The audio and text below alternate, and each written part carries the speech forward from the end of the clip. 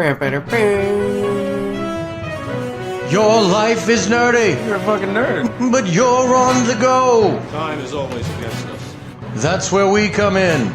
This is the Nerdy News Hour, broadcasting around the world from the good people at the Den of Nerds. Who?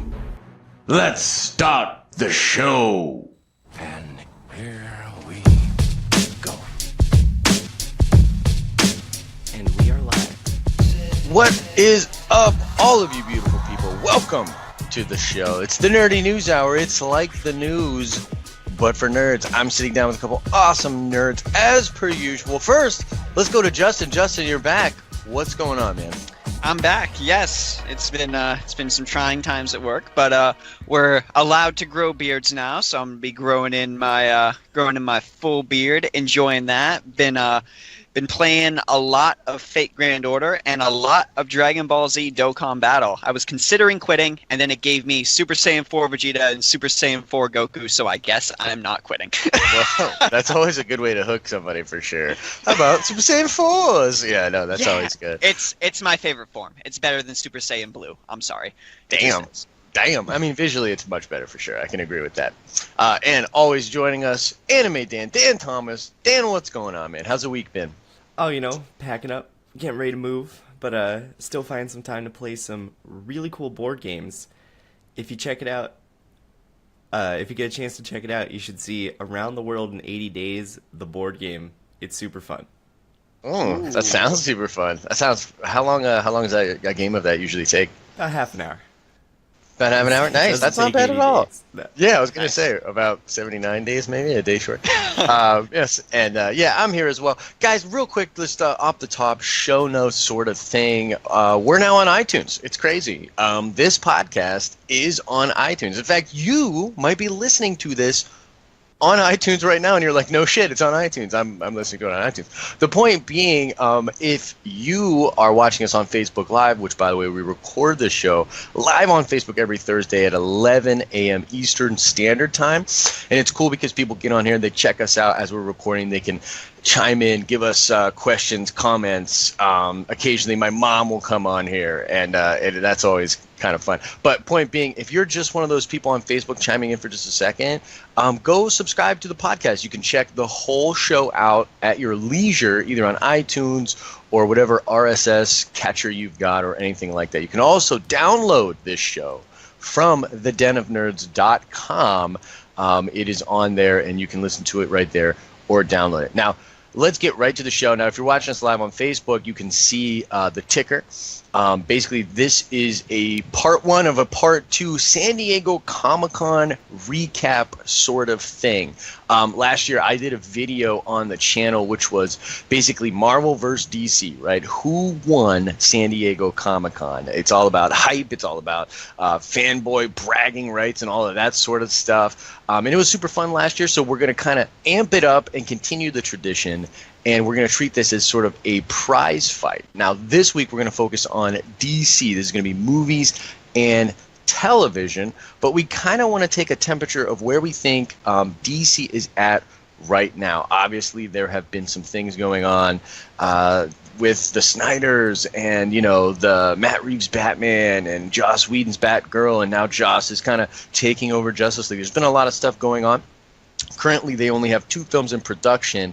One is the Aquaman film, James Wan's Aquaman, and the other is Wonder Woman 2, but that's barely in production. They've just started writing a script. So I want to go to everybody just to kind of get our thoughts of where we think DC is at right now. Justin, what are your thoughts about DC as we go into San Diego Comic-Con next week?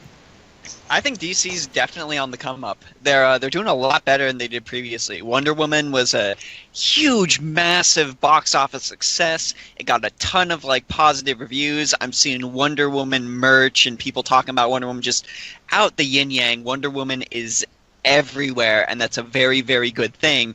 And I think that's going to raise a lot of people's hopes for DC, and I think a lot of people are going to be going into DC's future announcements with Aquaman, with Justice League, Cyborg, The Flash, any other films that are coming up, a little less jaded than before, solely because of Wonder Woman. That's a totally fair point. I mean, Wonder Woman, huge success. They're riding super high off of the success of Wonder Woman. In fact, it was kind of stated last year, or actually this year, that they were going to hold back on production, right? They're not moving forward on all these millions of film that they've talked about but not ironed out until after Justice League. But Wonder Woman was such a big hit that they actually kind of went back on their word with that, and now they are moving ahead with Wonder Woman 2, which is kind of cool. But Dan, I mean, what are your thoughts on DC right now, film, television, whatever you want to talk about, as we head towards San Diego Comic-Con? Where do you think they're at exactly? Not to rehash too much of what Justin said, but I feel like they've definitely found their stride a bit more than they had with the Snyder Man of Steel kind of franchise. It's definitely worth pointing out that DC is engaged in a different strategy than Marvel is right now. And so I think that there is definitely some flack they're catching from people saying DC is doing this differently than Marvel, and Marvel is the most successful, so therefore you're doing something wrong. It's possible to have a different strategy that's landing you in second place, and, doing that same strategy better could get you into first. It's not necessarily a time to cancel all plans and try and do a piece-by-piece Marvel strategy. I still think DC could pull it off. It's an interesting point. I'm kind of glad that you went there. Just to kind of talk about last year's San Diego Comic-Con, one of the things that I thought was really interesting was DC. I felt like DC actually won last year's Comic-Con. And to your point, Dan, they kind of did so by invoking a completely different strategy than Marvel. Marvel kept Hall H pretty kind of quiet, closed up. It was just for the people there. DC streamed everything. It seemed like they were using Comic-Con and positioning themselves on social media to really try to reach out to everybody, while Marvel really played it close to the vest. They really treated the people that were at Comic-Con really well. Like, I've heard crazy things like that. They had some kind of high-tech hologram thing that Cumberbatch came out of for Doc Strange. That was like, that sounds what? Awesome. Like, yeah, it probably cost them like way too much money. But little things like that added to the flavor of last year's show. But you're right. Like, they are just kind of, they're approaching a different strategy, and I think that's a totally fair point. I mean, Justin, what do you think? Like, they're in a different, they're playing a similar game, but they're playing in a different way. Like, do you think that will, I guess what Dan's trying to say is it's not that they need to change that strategy, maybe just do it a little bit better. What do you think about that? Oh, absolutely. DC has a ton of stuff to offer that Marvel simply can't. I want to point to Justin's comment down there. How you doing, Justin? He says, DC is doing it darker than Marvel. Marvel feels a little campy. And yeah, I can completely see that. You'll go to Marvel if you want stories that end up being, a little more lighthearted, a little more, I guess I want to say, happier than DC. DC really goes dark, really goes in on the whole major threat, and that's not a bad thing at all. I love my dark stories, and DC just needs to do it better where they can break up those dark moments with a little bit of brevity, because if you're just grimdark for your entire film, it gets tiresome and it gets boring. So if they're able to take that balancing act and sort of tip the scales in a better direction to balance it out a little more, I think definitely that DC is going to be able to succeed.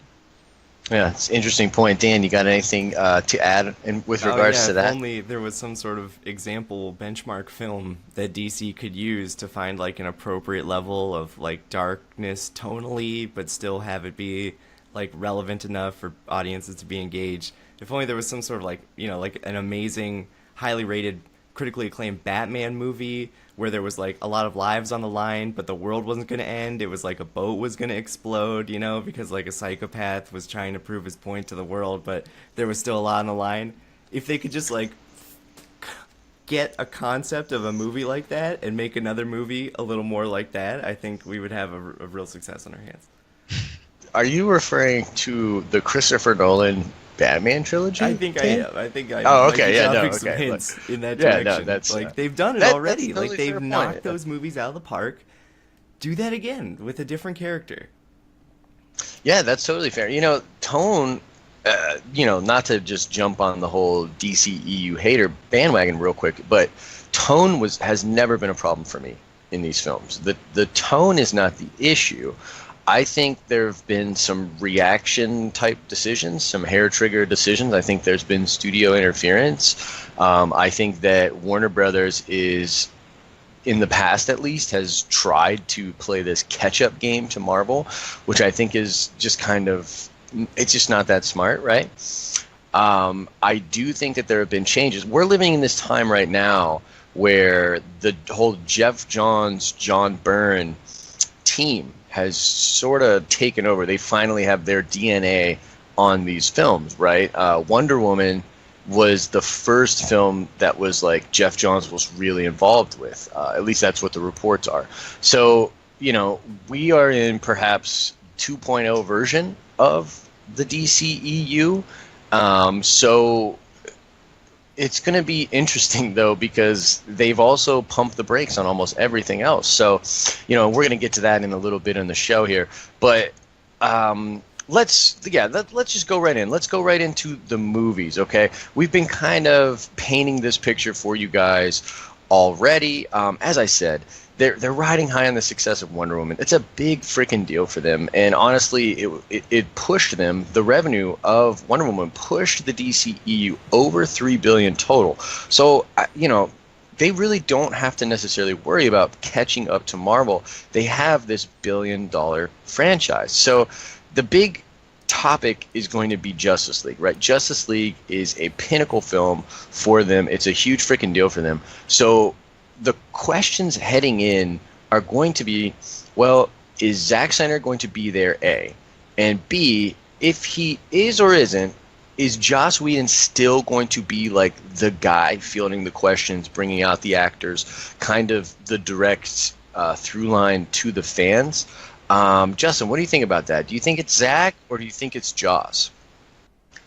I think that's really hard to say, and I think whether we get more of Joss or more of Zack going forward is all going to depend on how successful Justice League is, and most importantly, what parts of Justice League feel the most successful. So maybe if we have a Justice League where a lot of the stuff Zack did ended up being, like really, really powerful, really resonated with the audience, then we might be seeing more of, Zack coming back in for more involvement. But if a lot of the stuff Joss might have gone in and worked with and all of that in the way he edited it or whatever ends up being a big success with the audience, then maybe Warner Brothers is going to be like, Joss, we want you to come in, we want you to work with Zack a little more and sort of give us this whole balancing act. That's a fair point. What do you think, Dan? You think it's Zack? Do you think it's Joss? How do you think the whole Joss Whedon's involvement in Justice League got way overblown? I think that took over a news cycle and it's kind of like latched on. But in my opinion, from what I've read, like actually happened without any speculation, Zack Snyder had to step away to grieve for personal tragedy. He had to go be with his family because he was working nonstop at the time, and it was at a time when the film's production was at, more of a lull. They weren't actively filming. They were doing a couple of reshoots, and they were finalizing the editing. You know what I mean? I think Right. he's going to come in there, give Zack the time off that he wanted. Zack's going to come back to DC and keep doing what he's been doing. Like Joss didn't sign... Am I missing something where he, signed a contract to do films for DC, over a period of years or something? Or well, it was so just that he came on to work on this film, right? Well, so he had been working on Justice League actually before coming on to replace Snyder. So he had already been working on rewrites and what they call punch-ups. By the way, Joss Whedon does this a lot. He did this for Thor: The Dark World. He's done this for other big comic book movies. Joss is almost like, you can think of him as a Godfather-esque type character in the circles. So he comes in a lot to do punch-ups. So he was doing that. However, at the same time, you have to remember he was also working on the Batgirl film. So he had already started to work on the production of the Batgirl film. So here's the thing, Joss is becoming a part of the fabric of this universe. What exactly that looks like, we're not exactly sure. So it could be revealed during the Justice League panel or during the Warner Brothers panel that Joss is now sort of their Kevin Feige-esque guy, or at least has a bigger role in the future of these films. So my thing is, I believe that out of respect for Zack, that what Joss will say is that this is still Zack Snyder's film. This is still very much Zack Snyder's film.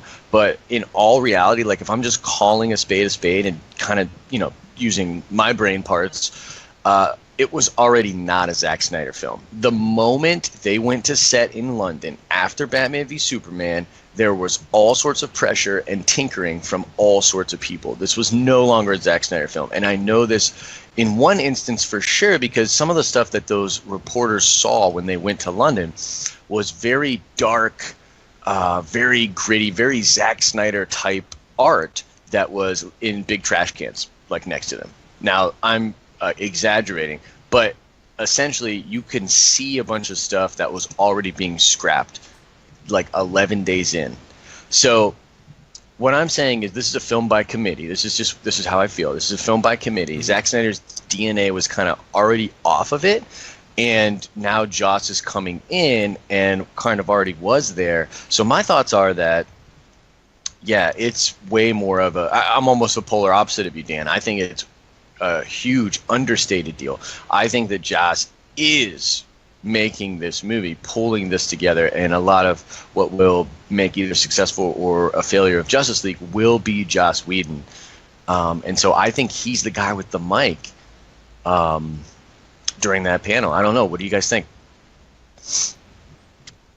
I mean, they brought him on. People are obviously going to be asking him a ton of questions. Joss Whedon is a very, very celebrated name, a name that a lot of people believe is synonymous with quality. So, yeah, absolutely. I can see Joss Whedon being up there in the panel, answering tons of questions, really sort of like taking the helm a little bit, maybe alongside Snyder, maybe not if he's not ready to come back yet. But I definitely see Joss being there. Absolutely. Yeah, I don't know. I mean, Dan, it's possible. It kind of. I feel like this also still kind of plays into what I was saying, though. Like, if Joss Whedon was involved in this movie from the beginning, doing punch-ups, doing writing aspects, and then Zack Snyder had to leave towards the end, then he's already involved on the project. So it makes a ton of sense for him to come in and take over the helm for the end of the project. I still don't know if there's proof here that is them saying, "Oh, quick, Joss Whedon, fix this movie that is so messed up. We need your help," or if it's more, "Hey, second in command guy, the person in charge of this project has to take personal leave. Can you be in command for the end of this project?" So I don't know. We'll have to see. Like the future's gonna tell. But I'm not trying to say that Joss Whedon's gonna be like, "All right, done," and just get off of DC projects entirely. I just don't think that they were trying to like shadow counsel him into the Justice League movie, or like turn it into like what was that terrible Will Smith movie, Beyond Earth, Above Earth, something like that, where him and his son were sci-fi fans, and for all the trailers and all the posters and all the promotions, they left the director's name off there because M. Night brings like too much negative press to it. I don't think they're gonna do that. Like just like cover up Snyder's thing with like a Joss Whedon sticker. I don't think we have to worry about that. No, I don't think so either. Yeah, you're probably right there. I mean, it's it's a tricky situation. I think that we have to remember too. Like one of the things that's interesting is Zack's wife is a big time producer for Warner Brothers. Like big time. The Snyders and Warner Brothers have an incredible relationship. They would never do anything to like diminish his name or diminish his efforts or anything like that. I just think, and what's funny though is that they're at odds though with the fan base, because there are a lot of people in the fan base that are literally pointing right at Zack Snyder, right at him as the main problem. Now, I don't think it's that simple, right? But James is on. James says it's After Earth. That's what you were talking about. James, After notorious for liking bad movies. He probably loved that film. But anyways, I digress. Yeah, it's an interesting situation, man. Justice League is such a big deal for them. It's such a big deal for them. I want it to be good so bad. Please Yeah. do it good. I just want to see them all fight real cool. Yeah, like, and the thing is, it doesn't even have to be great, just passable. Yeah, I It want to see just, the Flash jump off of somebody. I want to see a sweet sonic cannon from Cyborg. Just everything I'm worried about, just do it good. And just one good boom, you know what I mean? Like, Yeah, and then just the give us Flash a can big get boom. trapped in a time portal for the rest of the movie or whatever. Just Yeah. one good moment. Give me like Yeah. at least 5 minutes of Jason Momoa's bare chest, and we'll be good. We'll be good. Yeah, and we'll be good. Yeah. Then I'm all for it. You know, actually, let's go into that a little bit because we just saw. I was just shared with these guys before we got on. There's some quick little TV spots for all of the Justice League members that just dropped. So, did anything in there like blow you away, or what do you think of those, Justin? I actually haven't seen them yet. I was working You on son an of a article. bitch. Have not had a chance to watch them. I'm sorry. All right, let's try Anime Dan. Anime Dan. Who got dropped? They did these TV spots. I shared in our messenger thing. It might have got lost in translation, but yeah, they put out these TV spots. Here, I'll take it on Take the helm here, Josh. Tell me about these TV slots. This sounds exciting. So they're real short. They all end the same way. I mean, some of them are cool. The Batman one was the best, I think. It showed some new stuff. Most of them are just kind of rehashed footage that we've seen before, which I find, kind of odd or whatever. But yeah, the TV spots were cool. They're definitely gearing up. Here's the thing: like, we're obviously doing this show right now because it's San Diego Comic-Con time. So next week, this stuff's going to be blowing up. Everybody's going to be talking about this. Like, what is the deal? Is DC, where's DC at with this stuff? Can we please get hyped on this? And, everybody wants it to be better than Marvel if you're a DC fanboy. So, I don't know. The TV spots were all right. I don't know. They don't really serve any kind of great function. I will say this, though. I heard an interview. I don't know if you guys heard about this. I heard an interview with the guy that plays Steppenwolf. He was Mance Rayder in Game of Thrones, and it was pretty cool just listening to him talk about that whole process. Apparently, he was never on set with the other actors. He was completely alone. Motion captured, green screened up. Oh man! And they were and they were It's just gonna be giving him. interesting. Hopefully, we don't get. Sometimes you get that green screen. The CGI monster effect where the monster is doing something very scary and everyone else is just kind of standing there because they're not actually looking at it at the time. Hopefully that it isn't super transparent. Yeah, it's going to be interesting. I'm excited to see. There's also that big action set piece that everyone's talking about, like at the beginning of the movie, which will be like the Amazons, the Atlanteans, and the armies of Darkseid all going at it. And it's possible that the humans will be playing a role in that too. But think first Lord of the Rings, that scene at the beginning, with your DC characters and different worlds and stuff like that. So that is pretty cool. That's going to be amazing. There's going to be a lot of impaling going on. Atlanteans and Amazons. Forget about it, flying demons. I mean, like, that's the way they should go, right? Like, I want the Amazons, and I mean, come on, they were amazing in Wonder Woman. Treated so well, So and the thing that so epic. And the thing I love about that film is it sets the like they're a great part of that mythos now. So if James Wan can do something similar with the Atlanteans, and they're just like, you can just kind of imagine as you're watching these other films, like, well, the Amazons or the Atlanteans are over here kind of being badasses. Like, it just kind of adds to the flavor, fills it out a little bit more. You know what other movie had some badass ancient fight scenes in it? What was that? 300, which is also a Zack Snyder movie. So, it's no surprise that his Amazons haul ass across the beach. Oh, yeah. I mean, dude, Zach, say what you will for Zach. Like, he's a visual guy. He knows how to make people look badass and epic. So yeah, looking forward to that. I mean, dude, it's gonna be visually mind blowing. I mean, even what you see from the trailers and stuff looks great. But that we'll leave alone. Anything last words you guys want to say about Justice League before we move on to the future films? I covered all my points, I think. Justin, you more were on Aquaman. Dude, hell yeah. Well, speaking of Aquaman, that'll segue right into our next topic, which is the future films. So, if you've been paying attention at all, DC has announced a bajillion films, like literally a bajillion. There's Films been in The development Dark. for DC Expanded Universe, Shazam, Cyborg, Green Lantern Corps, Untitled Justice League Dark Film, The Flash, Untitled Justice League Sequel, The Batman, Untitled Superman Film, Untitled Suicide Squad Sequel, Gotham City Sirens, Untitled Black Adam Film, Untitled Nightwing Film, Untitled Batgirl Film, Untitled Wonder Woman Sequel. Jesus, that's a lot of Yeah, films. so that's not a rap song. That's literally the amount of films that they've announced and talked about. And then some of these have been around for years. I remember when The Rock first announced the whole Shazam Black Adam thing. It feels like I was in high school when that happened. And, clearly that wasn't the case. But it's been a long fucking time. And so, look, all these things have happened, and we don't know for sure what's happening other than James Wan's Aquaman. I remember when dude was leaving the Flash movie and like all these other movies were falling apart, and like James Wan just put this tweet out where it had a picture of him next to a big Aquaman mural, and that's all he had to say. It was like kind of like, I'm still in this, and first of all, I respect the hell out of the guy for doing that, but we've seen some stuff. Have you guys seen anything from Aquaman? Have you seen any like behind the scenes or anything like that?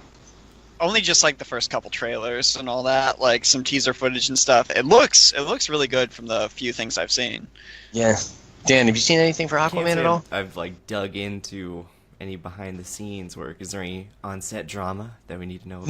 No, not that. It seems to be pretty closed-lipped. I know they were filming in Australia for a while. I know Amber Heard obviously is going to be Mira, and we've seen her with like some costume stuff. Her costume looks pretty cool.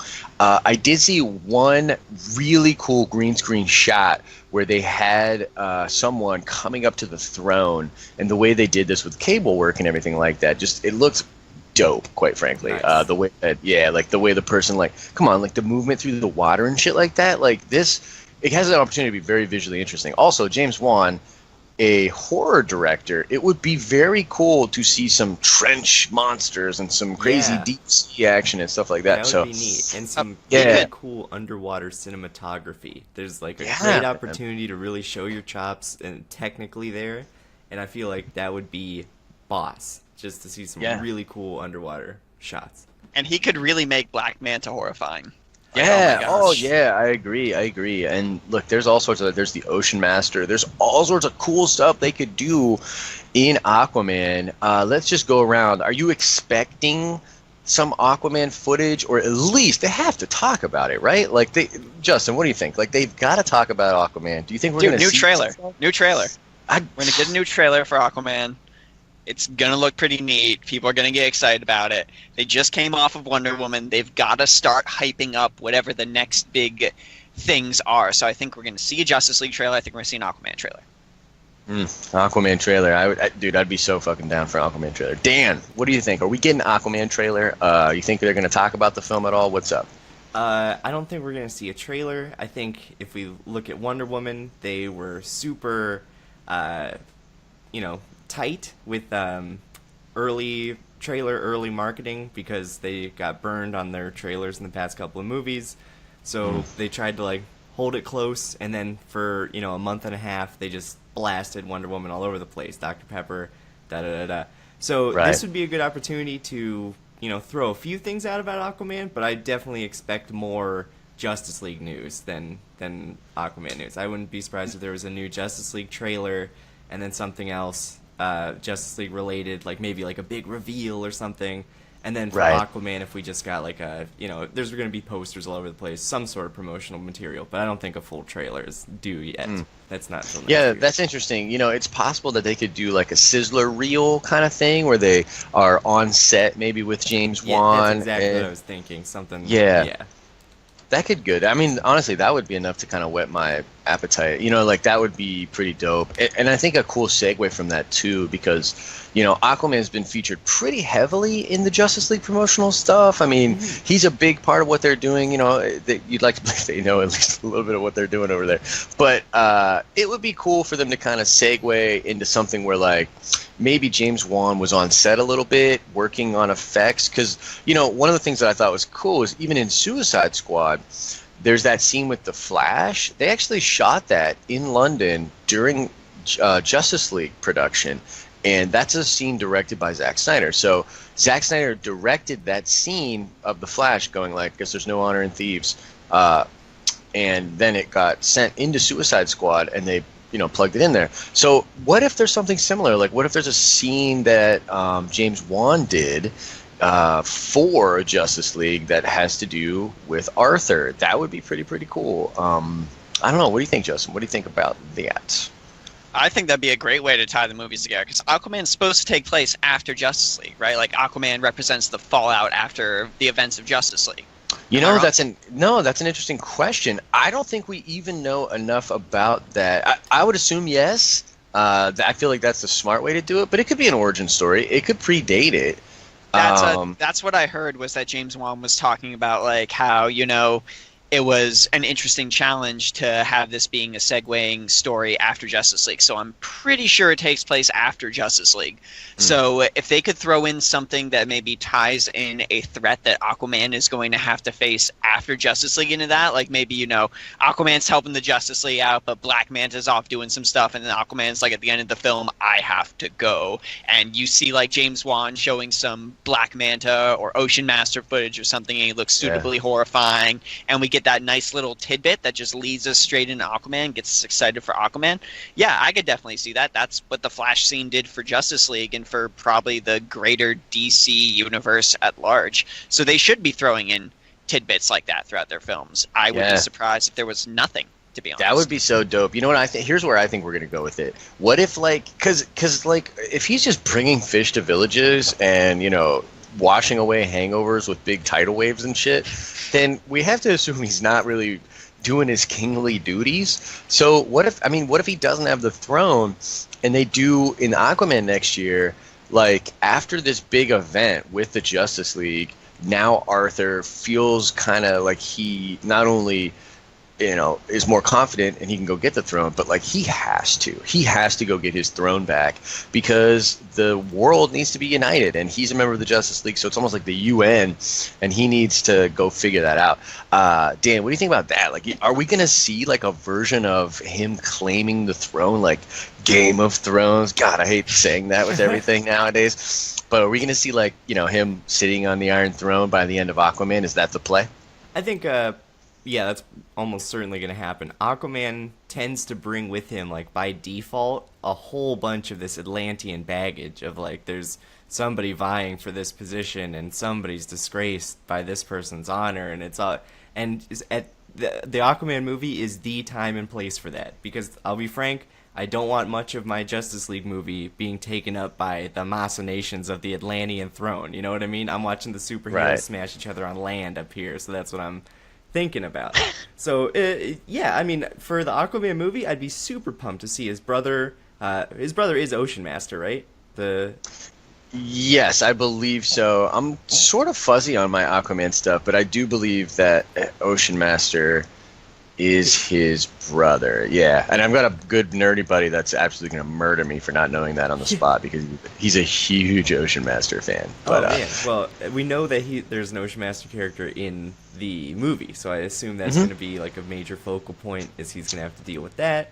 And then maybe Ocean Master wins the favor of the Atlanteans, and Aquaman has to go kind of redeem himself, and in the meantime, he's going to kind of bumble around on land and meet these other heroes or something like that. You know what? This actually is giving me... Is anyone else getting kind of a Thor vibe from this new Aquaman character? Like, it's doing that, right? Totally, dude. Yeah. Yeah, absolutely. He's the, the arrogant, prince. He's... Yeah, I think you're on. He's the that. Outcast, the otherworldly sort of presence that lives in a larger-than-life otherworld that's separate from what's happening on main Earth. Yeah, he's pretty much Thor. Yeah, he's pretty much Thor for sure. Oh, and yeah. I did poke around a little bit earlier, and it was confirmed in an article in the Wall Street Journal, actually, that this movie takes place after Justice League. It was in the great comic book movie show. Wall Street Journal. Yeah, Wall Street Journal. Yeah. That's awesome. Ben Fritz. Ben Fritz, you motherfucker. At least you're not Roger Moore or whatever. But no, that's dope, man. I mean, so okay, so we've talked a little bit about Aquaman. We're all pretty hyped on it. We think it's pretty cool. I like James Wan a lot. What about the future, guys? Here's the big question. is DC going to continue to wait and see? Or are they going to take a stand, put their dick on the table, and actually nail down some dates for these future films? Do you think what do you think, Justin? Are they going to give us some actual dates? They're going to have to at this point. I mean, you can't just announce, like, what did you list, Dan? Like 10 films, 15 films, some sort of absurd number like that? You can't just announce all those movies and then not give us dates or pull back on some of them. That's going to destroy the faith that your fan base has in you. I swear to God, Warner Brothers, if you just give me, here you go, untitled Nightwing movie, and then like, oh, sorry, we're gonna take away untitled Nightwing movie. We don't have a date for that. We'll never have a date for that. Sorry, buddy. Like, I'm gonna be mad, and I might not watch any of your future movies because of it. I'm already worried about the Batman since they totally threw out that entire script and they're starting over from scratch now. Right. So, like, you've got to give us dates. You've got to give us actors. You've got to start showing us that you're not just throwing out ideas to the public and gauging interest. You got to show us that, no, this is a project. This is a project we are committed to. We're committed to nailing down these DC films and getting all of this right. So you need to give your fans some sort of certainty rather than untitled X movie. Right. I agree. I think you're right. Dan, what do you think? Like, are we going to get some hard dates here? I disagree. DC heads of production, please disregard everything my colleague has just told you. It's not good advice. What you should do, actually, is just take your time, do these movies right. Don't put out a date and then have to change it or feel pressured to stick to that date. You know, you do you, guys. Just make me another Dark Knight trilogy. Just make a real good movie. It takes 4 years. It takes 4 years, man. Come on. Just make a great great movie that I'm going to talk about and that I'm going to be comparing other superhero movies to more than 4 years in the future. Just take your time and do it right. DC, that's all you got to do is just make an awesome film that I want to go see. That's going to be great. Okay, DC executives that are clearly watching this show, probably listening to this show on iTunes. Shameless plug. Now. It is a podcast now on iTunes, just so everyone knows. That was a nice, clean segue. But anyways, take everything that Justin and Dan just said and mush them together. Mush them together. You need both of these things. You need to make good films. And yes, you should take your time. But fucking say what you're going to say and say what you're going to do. And then do what you said. That's not hard, right? So what you do is there's this thing in movies where essentially right now there's a ton of dates that I think Warner Brothers already has locked down. What you do is you take one of those days and you say, we're going to make this movie come hell or high water. And then you put, professionals on that film and you make sure that it comes out at that time. And just to touch on something else that's been in the news cycle lately, I would not wait until 3.5 weeks left in principal photography to fire your directors if you don't think they're giving you the film that you wanted. I would be a little more proactive than a certain other studio that has done that, recently. But in all seriousness, I mean, yeah, I see both sides, right? I mean, Dan, you're absolutely right. They need to kind of get their shit together. But arguably, Wonder Woman was them getting their shit together. And, the other side of this, too, that's really weird is these movies are making money. Like, Suicide Squad made money. Batman v Superman made money. So, DC is not in a they need to knock this next movie out of the park or they're done. This is not the next Orion Pictures. So No. But Justice League is a big point of contention. So here's the thing. Like, I can understand them kind of just taking all of their energy and focusing it on Justice League. I think it is that important because if Justice League is, let's just say Justice League is terrible. Like, let's just say it's terrible, as Charles Barkley would say. Then, like, who the fuck cares about another Justice League movie, right? And I think that that's kind of their bread and butter. You look at the Avengers films, and all these other MCU movies are great, but as far as, like, box office and merch, right, it's really about merch almost as equally as it is about domestic and foreign box office. You need to put, like, when Avengers comes out, that's where all the merch gets pushed. You're buying all the toys, not just the Spider-Man toy. You're buying the Spider-Man toy, the Iron Man toy, you know, the Hulk toy and all this stuff. You're buying the full Avengers Lego set. You're building the Quinjet, whatever it is. Like, the Justice League is their big cash cow potential.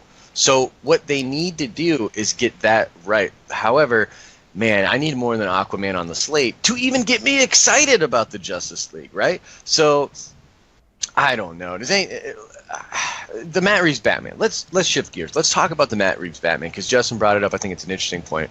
They're script rewriting that entire film. And look, we've been on a roller coaster ride with this movie. Originally, Affleck, writer, director, star of the film, nerd boners all across America. Everyone was just hype on that. That's everything you want to hear. Affleck was great as Batman, despite, you know, the body count that he stacked up. He was great as Batman. He's a great film writer and a great film director, so that would be awesome. He's going through his own kind of personal issues with alcoholism. We're not going to go into that. But basically, you know, bada boom, bada bing, all of a sudden he's not on the film. There's questions on whether or not he'll even be starring as Batman anymore. But as far as the script rewriting itself goes, I'm for it, because Matt Reeves makes great movies. I'm actually thinking about going to see War for the Planet of the Apes tonight, and I think this guy is just brilliant at making films. So, look, he understands the character. Have you guys heard some of the stuff he's been saying in, like, press? No. Hit me. Enlighten me. So check this out. So basically, look, it's Planet of the Apes. He's on the press tour for it, but obviously it's fucking Batman, right? So everybody's asking him about Batman, and he keeps saying the same things over and over again. He keeps saying, like, what I want to do is a detective noir film. I want to go back to the core of the character and do a detective/noir film.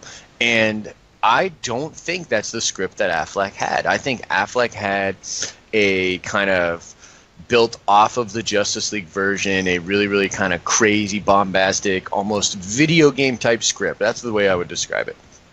And so if Matt Reeves wants to take it back to noir, to Frank Miller type detective-y, you know, Batman stuff, I'm game. So, I mean, with that in mind, what do you think, Justin? Like, are you still as worried about the rewrites? I mean, With that in mind, no. Like, I love that aspect of Batman.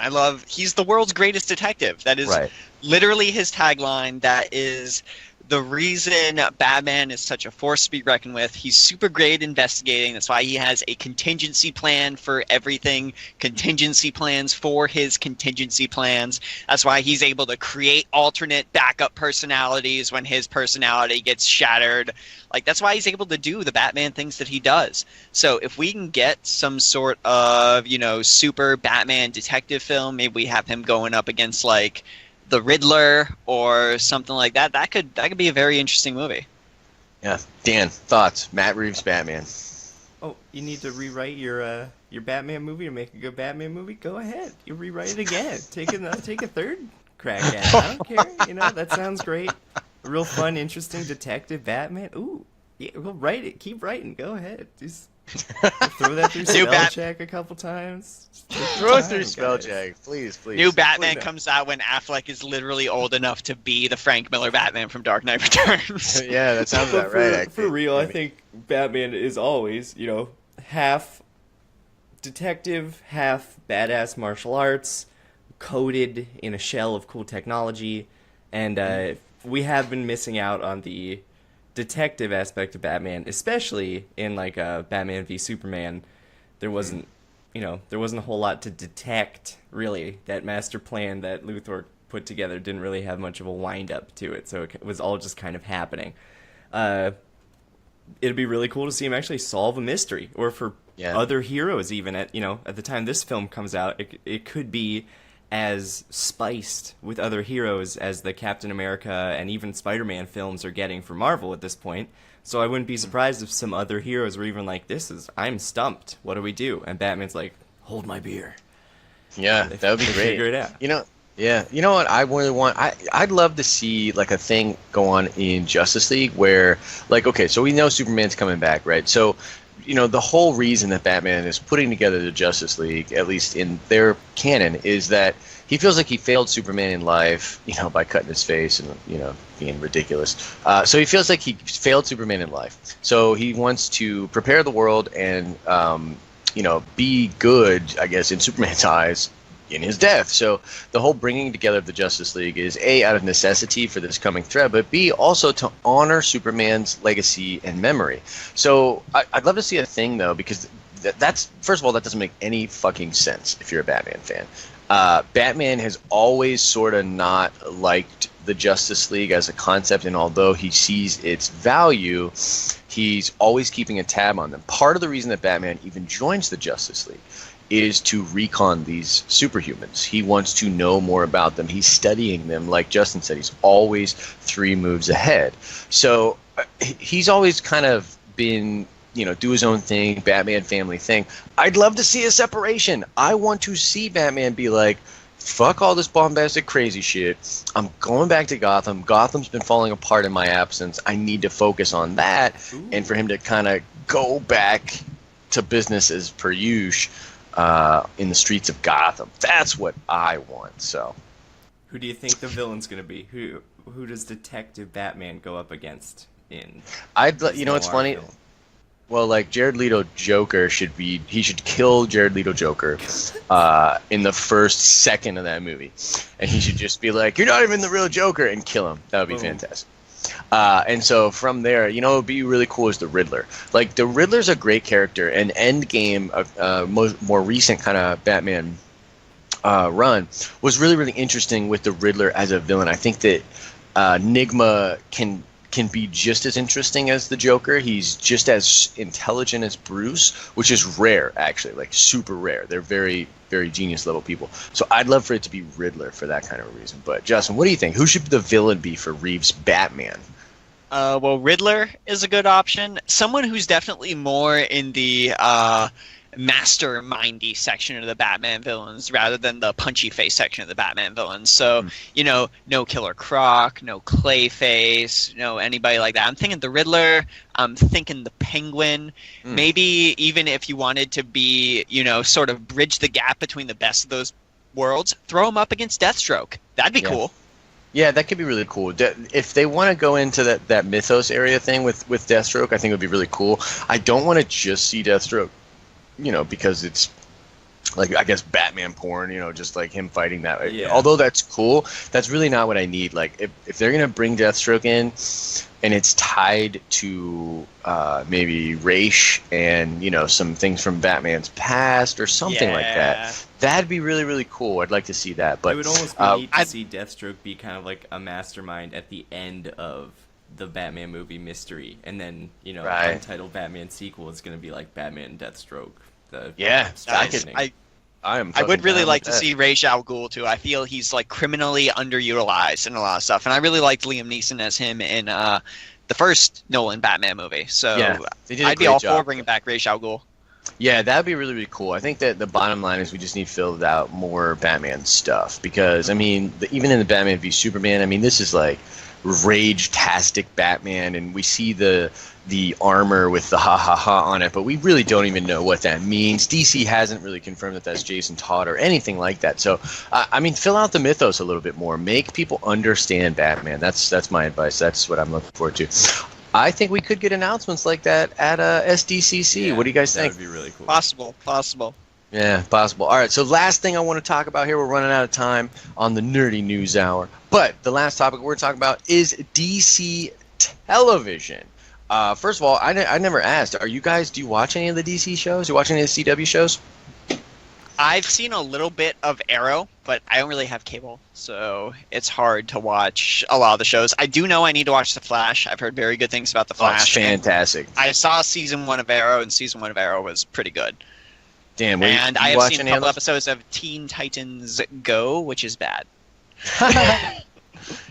Didn't you watch any DC TV stuff? I'm behind, but I did love The Flash. The Flash is awesome. I watched all of season 1. I can't remember if I started season 2 or not. But they nailed the show. The show was really good. Yeah.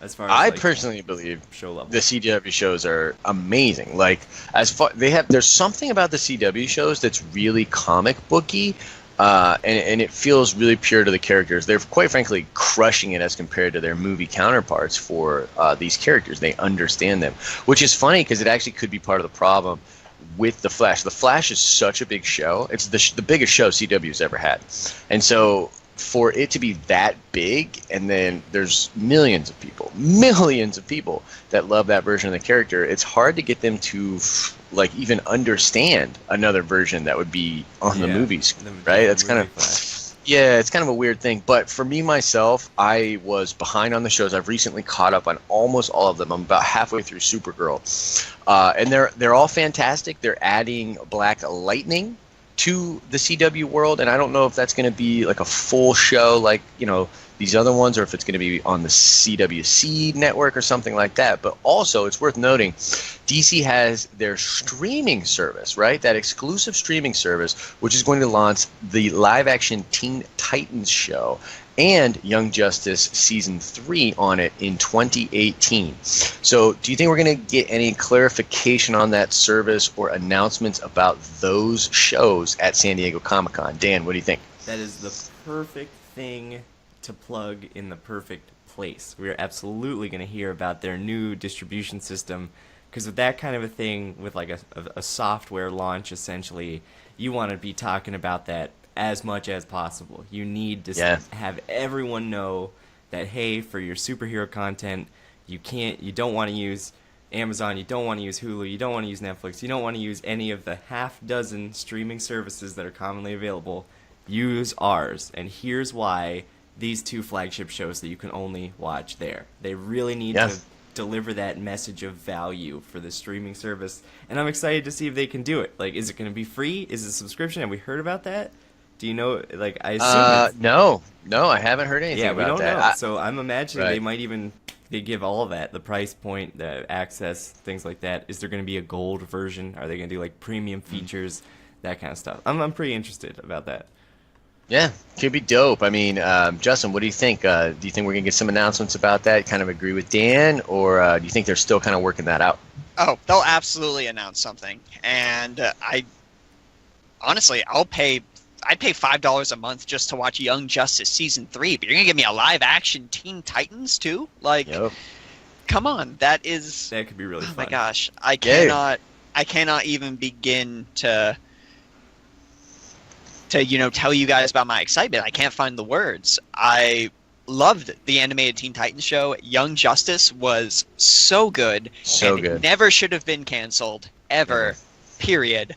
So those two shows alone are enough to sell me on a DC streaming service, and especially if you reasonably price it, I don't see why anyone wouldn't, at the very least be like, okay, here's $5, I'm gonna binge watch Young Justice Season 3 this month if you release it all at once, if you're releasing it over the next couple of weeks, because that's what I do at HBO Now right now. Like, Game of Thrones comes out, I throw the money into HBO Now for the duration of Game of Thrones, and then I cancel my subscription after that, renew it when the next season comes up. So I think they could definitely get a steady stream of income for that. And announce it at SDCC. Give us a ton of DC stuff to be excited about, continuing to ride off the hype of Wonder Woman. And I guarantee people are going to be hyping up everything you have to offer and doubling down on being ready to watch all of your content. Yeah, I'd agree. There's some interesting things. I've heard, kind of different rumors.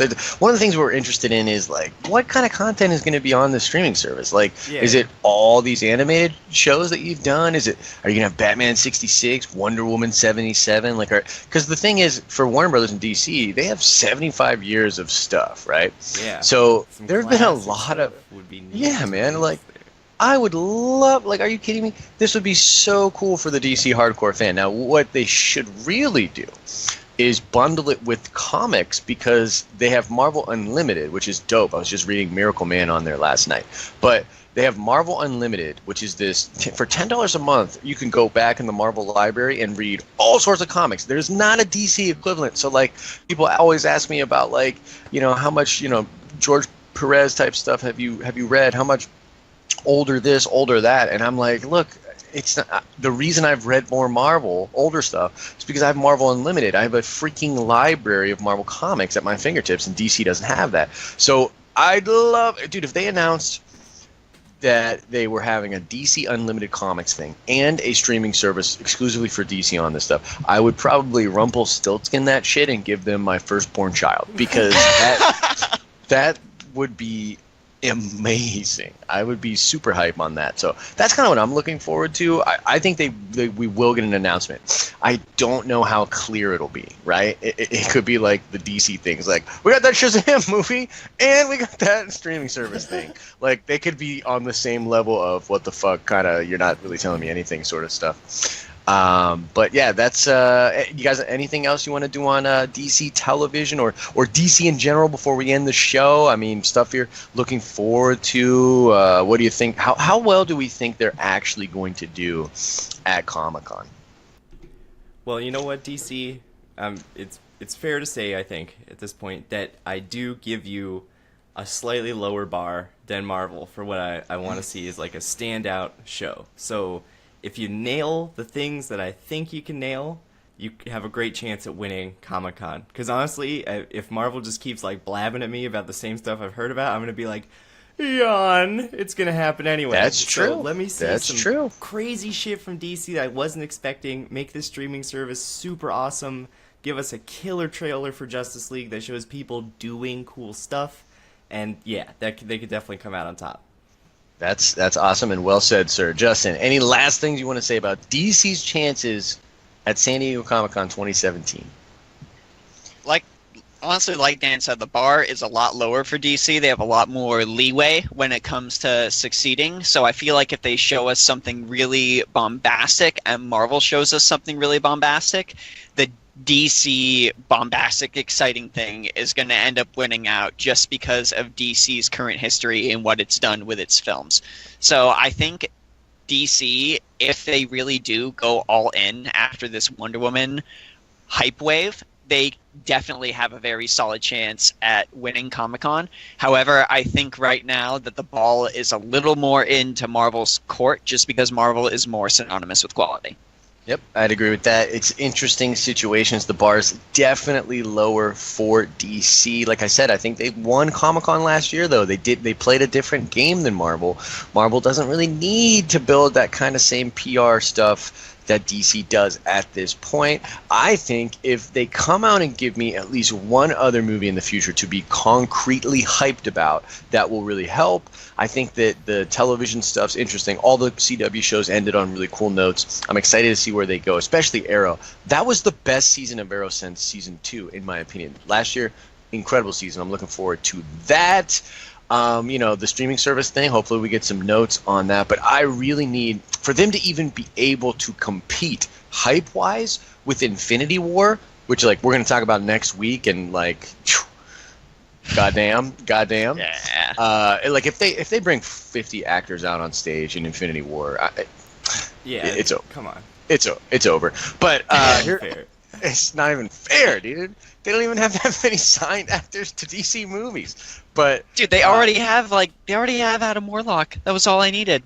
All I needed from Infinity War. They're firing on all cylinders. So that's, oh my gosh. And we're going to talk about that next week. But DC, if you give me something to be concretely hyped about in the future, it's going to go a long way, and I hope you know that. But that is all for this week's show. What we're going to do is we're going to talk all things Marvel next week, and we're going to be doing the show actually the first day of Comic-Con, and news will be rolling out now. We're going to cover the news from Comic-Con on the website, on the YouTube channel. We might do a special edition podcast on Monday or something, kind of recapping and talking about who we think actually won. But it's going to be Comic-Con hype for the next week, possibly a little bit further beyond that. That is all for us on the DC side of things. Justin, where can people find you online, my friend? People can find me online on my Twitter at Emperor_Justin. as far as projects I'm working on in the future, I'm still working on my Final Fantasy XIV playthrough series. Got some more content coming up for that. Just released a video on the YouTube that you can go ahead and check out. And as far as stuff for the website, I've put up an article about tips for starting Fate Grand Order, a game I'm super duper excited about that all of you should go check out, and all of you should go on Netflix and watch Fate Stay Night and Fate Zero, like my favorite anime series of all time. And speaking of Netflix as well, I have a review for the website of Netflix's Castlevania coming up in the next couple days. Yes, dope. I actually can't wait to check out your review of Castlevania. I liked it a lot. Written by Warren Ellis, one of my favorite comic book writers. I really enjoyed the Castlevania series. Anime Dan Thomas, you're moving. You're moving across the street. So I am. You've been a little bit busy, but where can people find busy. it? I think in about a week you'll see some more of me when I have a studio that I'm actually using as a studio. It's going to be great. Let me think. You know what? Right now, I really want to tell people to check out our website. It's really easy to find. It's thedenofnerds.com. We're going to have a ton of great content. We're bringing on some new people even to help us churn out really cool written content on that website. It's going to be a blast to read. And of course, if you want to see me and some of the zany stuff I do, I'm always checking out cool toys. Oh, this holiday season, look for a really cool Harry Potter deck building game.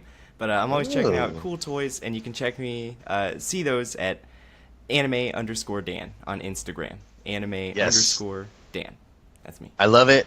Check Dan out on Instagram. He does a ton of awesome stuff on there. You better do some moving videos, too. I want to watch you move a little bit. It won't be very exciting, but we'll do it. Yep. Let's do it. It's going to be dope. You can find me, of course, at the Den of Nerds, doing a ton of videos on YouTube. Just dropped a comic book video about Marvel Legacy. If you're aware of what's going on with Marvel Comics right now, it's like an absolute mess. It's crazy because I'm a huge Marvel fan, and I hate them sucking, but every time they suck it up, our videos go up on YouTube. So it's kind of like I'm in this weird spot where I'm like, damn you, Marvel! Yes, kind of see. Yes, so happy about it. But you can find me on the YouTube, thedenofnerds.com, working on some cool articles for you guys on there, and on Instagram, where I do a ton of different things. Josh Likes Comics with an X. That's me on Instagram. Go download this podcast unless you already did and you're listening to this and you're like, why is he telling me to do this? That's because we record the show live on Facebook. So if you are live, if you are listening to this and you want to get your questions or concerns on the show, go check us out, the live stream every Thursday. We will literally say we had Justin, one of our really, really active dudes on the YouTube channel and on Facebook. Justin was chiming in. We had James chiming in from the Rebel Scum podcast. It's a great time over here. Come over here, talk to us, please. There's even a comment section on our website, so if you want to yell at us for something we said, go yell at us. Yeah, go yell at us on the website, too, and we barely moderate that stuff. I probably shouldn't have said that. Anyways, moving right along, that is going to do it for today's show. Thanks for spending some time with us on this podcast. As I always say, I hope you are having an awesome and nerdy day. See ya!